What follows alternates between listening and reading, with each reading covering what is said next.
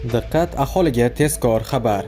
O'zgidromet 24, 25, 26 va 27 aprel uchun O'zbekistonda kutilayotgan ob-havo prognozlarini e'lon qildi.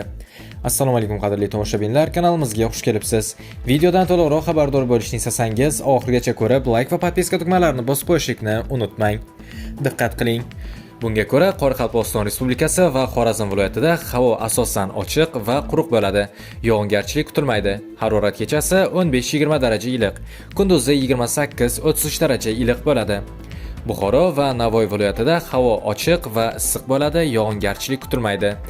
Harorat kechasi 17-22 daraja iliq, kunduzi 30-35 daraja iliq bo'ladi. Toshkent, Sirdaryo, Jizzax, Samarqand viloyatlarida havo asosan quruq, o'zgaruvchan bo'ladi.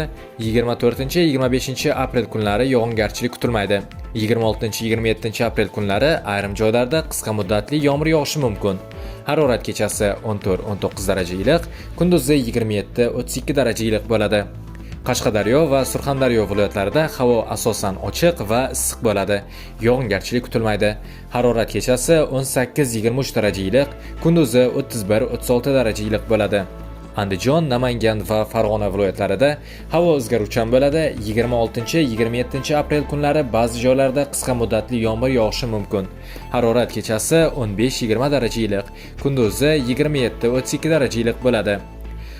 Umumiy xulosa: hafta oxiriga borib havo ancha isiydi va yozga o'xshash issiq boshlanadi.